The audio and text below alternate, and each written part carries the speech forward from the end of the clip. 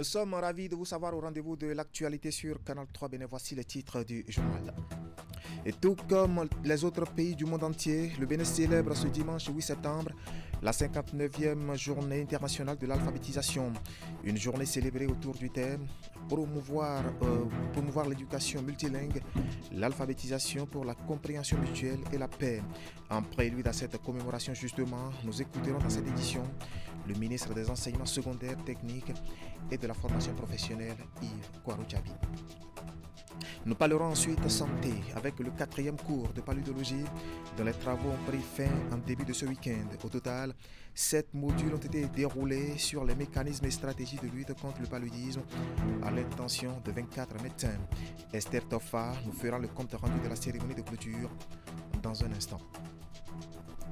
Et puis l'Association nationale des communes du Bénin, les associations régionales et départementales de communes étaient en session cette semaine à Boïcon pour le compte de leur cadre de concertation. Il a surtout été question du report des crédits alloués aux communes, en ligne de mire des stratégies à définir pour permettre aux communes de consommer au maximum les crédits qui leur sont alloués. Imet Hélène Amoussou et Georges Vaudenon nous donneront les détails dans ce journal.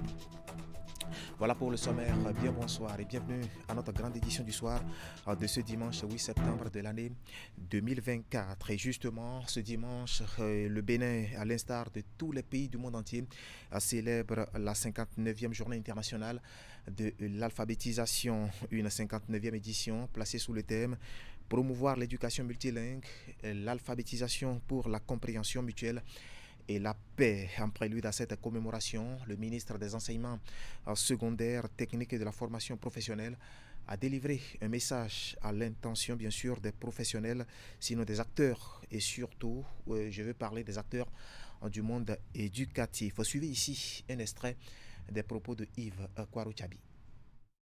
Chers compatriotes, le 8 septembre de chaque année est la date retenue par la conférence mondiale des ministres de l'Éducation, tenue à Téhéran en Iran, en septembre 1965, pour célébrer la journée internationale de l'alphabétisation.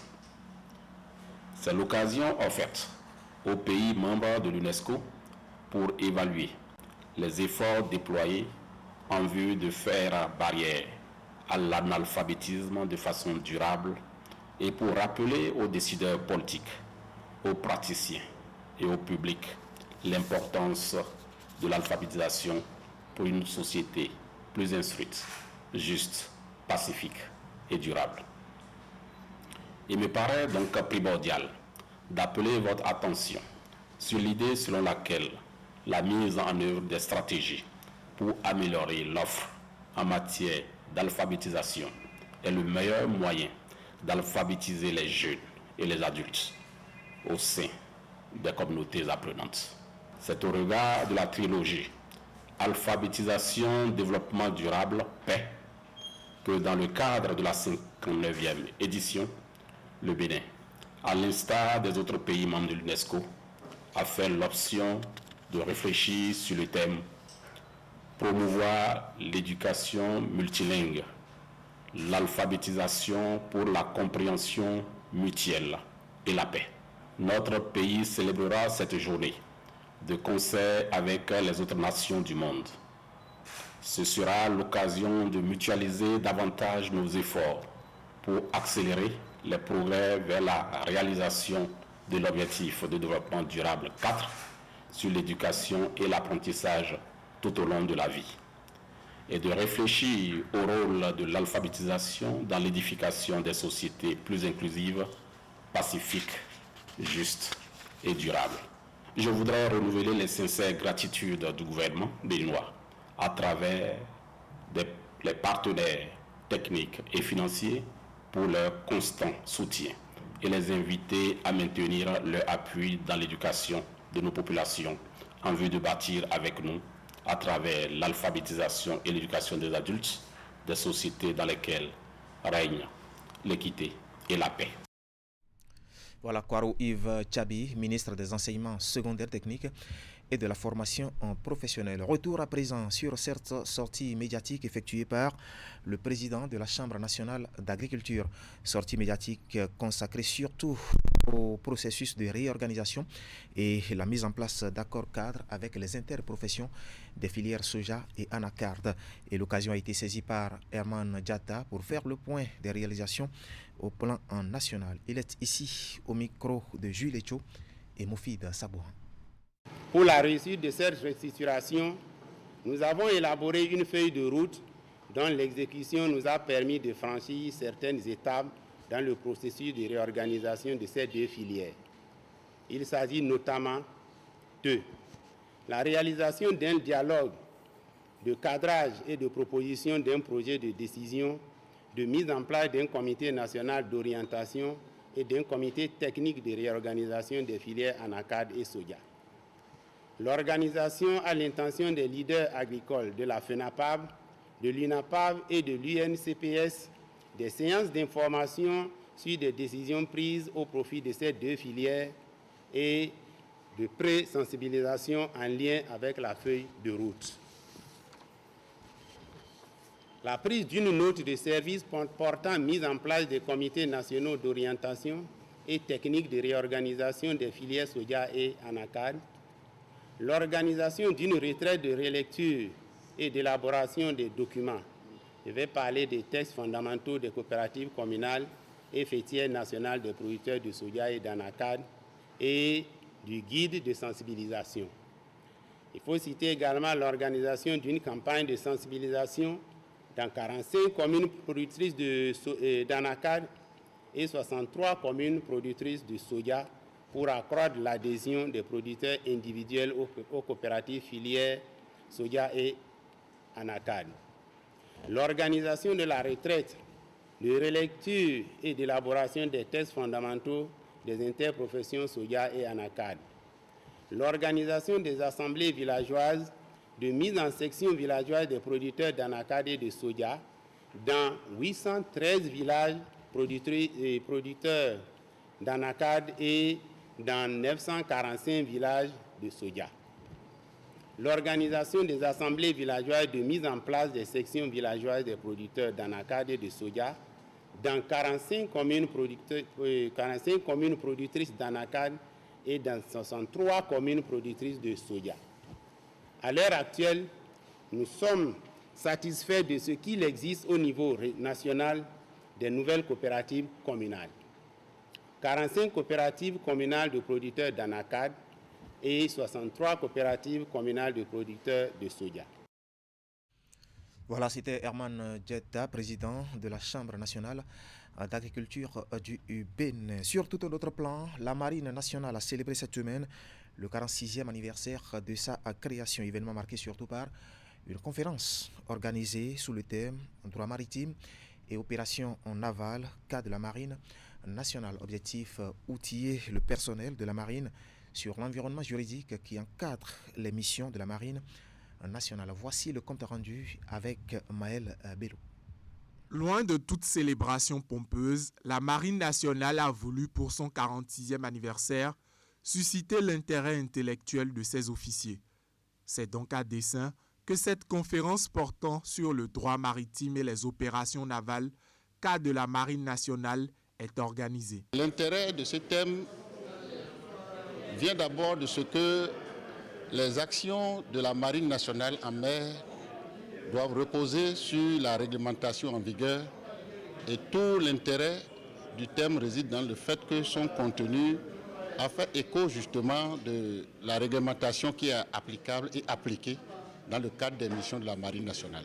Il y a aussi l'Organisation internationale du travail qui elle aussi... De la législation nationale en passant par celle internationale, cette réflexion a permis d'explorer et de relater les fondements des opérations maritimes. La mer est un espace internationalisé. C'est un espace dont la gestion relève d'abord d'une gestion internationale. Et cette gestion est assurée par, ou bien est organisée par des tests internationaux. Et ces tests internationaux, chaque État qui a pied sur mer et qui adhère à ces conventions est tenu de les rendre applicables et d'agir en fonction de ces tests. Et donc, pour ce faire, la réglementation nationale doit être inspirée de ces conventions internationales et c'est pour ça qu'il était utile de montrer qu'au Bénin, nous ne faisons pas exception à ce qui se fait partout, que nous avons ratifié un certain nombre de conventions internationales sur la mer et notre législation nationale s'adapte à ces conventions pour permettre à notre marine nationale d'agir en toute légalité en mer. En 46 ans d'existence, la Marine nationale a subi d'importantes mutations, mais elle a su faire preuve d'une importante capacité de résilience. Elle a su s'adapter aux défis d'un monde en constante évolution, tout en préservant ses valeurs fondamentales, notamment le courage, le dévouement, le sens du devoir, le don de soi, voire de sacrifice suprême. Toutefois, la Marine nationale reste confrontée à des enjeux majeurs, dont la piraterie maritime, nécessitant ainsi une adaptation de ses moyens d'action. Au nombre des défis d'application du droit en opération, plusieurs perspectives ont été évoquées, notamment le renforcement de la culture juridique des acteurs militaires. Et tout à fait. Et nous allons rester avec Maël Belou et Elvis Tonoukouen pour évoquer un autre cachet assez spécial de ce 46e anniversaire de la Marine nationale. Il s'agit ici des journées, sinon d'une journée portes ouvertes initiée à l'intention des enfants pour un baptême en deux mers. C'était en milieu de semaine. Retour ici sur cette immersion en mer.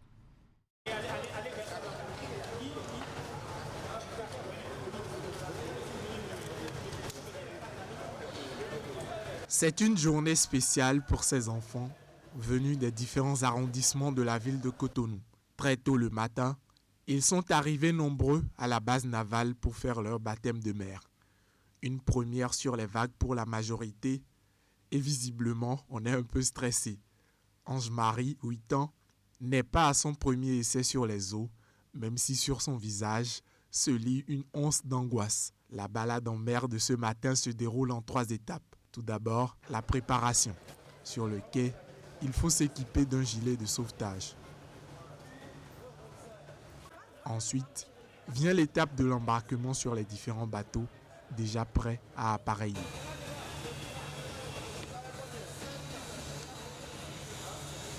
Puis top départ, direction le port autonome et la place de l'Amazone.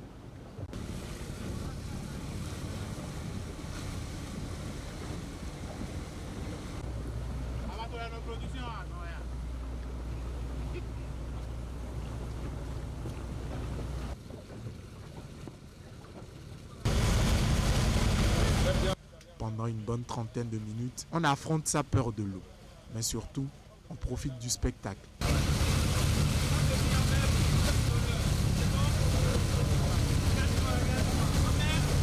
Ils ont pu apprécier les manœuvres délicates du pilote ou se bercer du son frileux produit par le bruit des moteurs au contact de l'eau. À la fin de l'escapade en mer, les visages serrés et inquiets du départ ont vite laissé place à des mines toutes joyeuses. C'était très bien, j'avais un peu eu peur, mais ça va.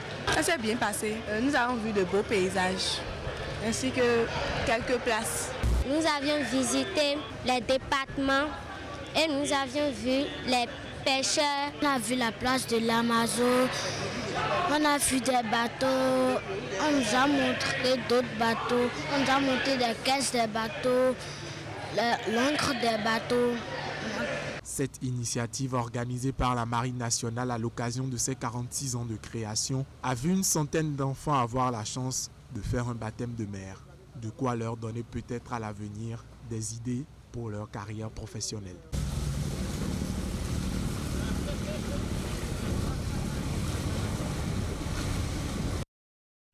Voilà une expérience assez singulière pour ces enfants. Question, quelle stratégie ou mécanisme adopter pour permettre aux communes de consommer au maximum les crédits qui leur sont alloués aussi bien par l'État que les partenaires techniques et financiers? Bien, la question a été au centre de la première session au titre de cette année 2024 du cadre de concertation entre l'Association nationale des communes du Bénin et les associations régionales et départementales de communes. Les assises se sont déroulées à Boïkan sous les yeux de Imet Hélène Amoussou et Georges Vaudonon qui nous donnent ici les détails. Suivez. Creuset d'échanges entre l'Association nationale des communes du Bénin et les associations régionales et départementales, le cadre tient ici sa première session au titre de l'année. La rencontre fait suite aux dernières assises de la commission thématique économie et finances locales de la Fertière des communes du Bénin, tenues les 18 et 19 juillet dernier. Au menu des débats, la question de report de crédit reprochée aux communes. Il est reproché aux communes de se plaindre de l'insuffisance de ressources, mais les constats actuels font apparaître un retard criard dans la consommation des crédits. À l'occasion de la session de la Commission économie et finances locales, les acteurs ont partagé des informations qui font état de reports allant de 500 millions à plus de 2 milliards selon les communes à la fin décembre 2023. La question cruciale du report de crédit appelle à la réflexion tous les acteurs, car tout le monde est concerné. C'est une question qui appelle à une large réflexion. Mais une réflexion sans complaisance. Si la différence quelque part, il faudrait avoir le courage de le dire. Vous savez, ce que nous vivons au niveau des communes mérite qu'on s'y attarde.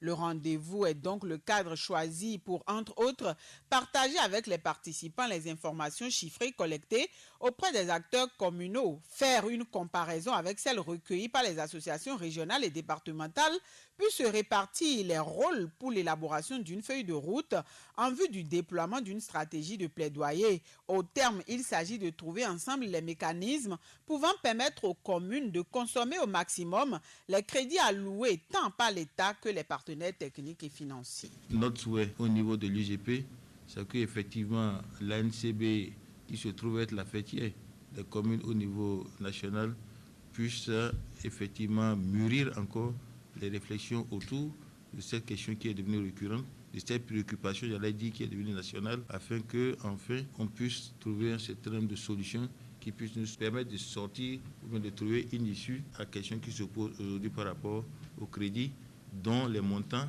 au fil du temps, ne font que s'accroître. Donc l'UGP a la ferme conviction, le partenaire également suisse a la ferme conviction qu'à l'issue des 2 journées de réflexion que nous aurons ici, nous sortirons avec une feuille de route un peu améliorée peut-être, qui pourra nous donner quelques pistes afin que la question qui se pose aujourd'hui, le sujet qui est devenu une préoccupation pour tout le monde, puisse avoir un début de solution. Voilà, c'était un compte rendu signé Imet Hélène Amoussou et Georges Vaudonon. Je vous le disais, en titre, en santé, le 4e cours de paludologie a démarré depuis le 19 août dernier, a pris fin en début de ce week-end à l'Institut régional de santé publique à Ouidah. Au total, 7 modules ont été déroulés sur les mécanismes et stratégies de lutte contre le paludisme, à l'intention bien sûr de 24 médecins. Compte rendu, Esther Tafa. Une vingtaine de médecins en formation depuis 3 semaines à l'Institut régional de la santé publique à Ouidah. Cette formation qui vise à outiller ces spécialistes de la santé sur les mécanismes et méthodes de lutte contre le paludisme s'est soldée sur une bonne note.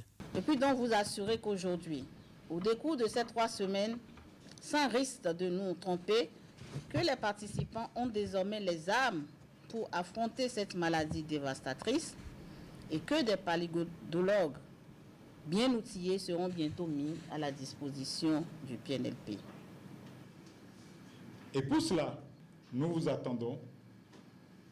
Personnellement, moi, je vais à toute occasion essayer de chercher à voir est-ce que ces connaissances seront traduites en activité là où vous serez. Les participants ont reçu à la fin leur parchemin. Ils sont félicités et invités à faire valoir les connaissances acquises par l'Organisation mondiale de la santé et la Fondation Bill & Melinda Gates, partenaires techniques et financiers de cette formation.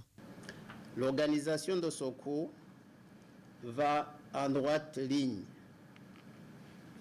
du plan de travail du bureau de l'OMS, du bureau pays de l'Organisation mondiale de la santé au Bénin, relatif au renforcement des capacités des personnels de santé pour la lutte contre les maladies transmissibles et non transmissibles. Je suis déjà rassuré que les enseignements reçus ici seront utilisés dans votre vie professionnelle de tous les jours pour le mieux-être des populations béninoises et africaines.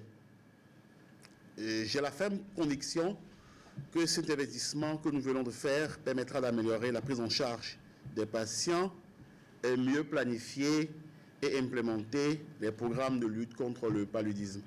Nous sommes conscients des enjeux de cette lutte et nous nous engageons à mettre en œuvre les connaissances acquises pour améliorer la prise en charge des patients, renforcer la prévention et participer à la recherche. Le coordonnateur du programme national de lutte contre le paludisme, représentant le ministre de la Santé, a souhaité quant à lui la pérennisation de ce cours qui a connu un arrêt pendant une décennie. Que cette édition ne soit pas la dernière. Mais si ce pari doit être gagné, ça dépendra de nous-mêmes, de nos participants, puisque nous voulons voir sur le terrain les fruits de cette formation. Dr Otniel Weha, meilleur au terme des cours, a reçu une distinction. La directrice de la formation, Aurore Oguyemi-Hunto, a également été distinguée par l'ensemble des médecins formés. Voilà, belle ambiance donc autour de ces cours. Des images à présent avec les travaux du Forum sur la coopération en Chine-Afrique. Et en marge justement de ces travaux, le ministre béninois des Affaires étrangères, Olusegun Adjadi Bakari, et son homologue du Niger, Bakari Yahou Sangari, se sont rencontrés, comme vous le voyez sur ces images. À Pékin, c'était vendredi dernier, une rencontre qui s'inscrit dans la perspective de règlement des difficultés survenues dans les relations entre le Bénin et le Niger. Suivez ici la substance qui ressort de ces échanges. Communiqué de presse. Le 6 septembre 2024, Son Excellence M. Bakari Yahou Sangaré, ministre des Affaires étrangères, de la coopération et des Nigériens à l'extérieur de la République du Niger, et Son Excellence M.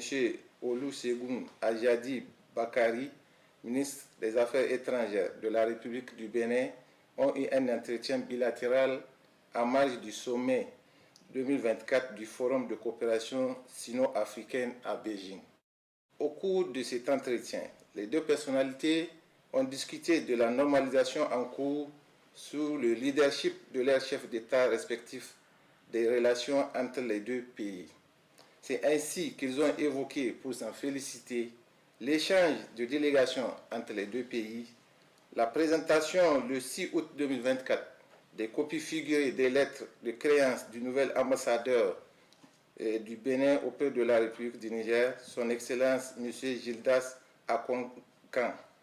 La convocation à une date qui sera arrêtée d'un commun accord de la 12e session de la Grande Commission mixte de coopération Niger-Bénin.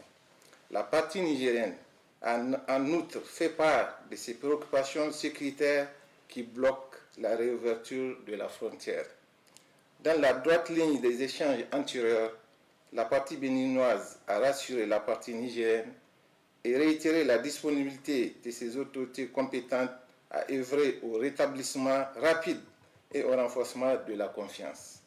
À cet effet, les deux parties sont convenues de la poursuite des échanges entre les autorités compétentes des deux pays.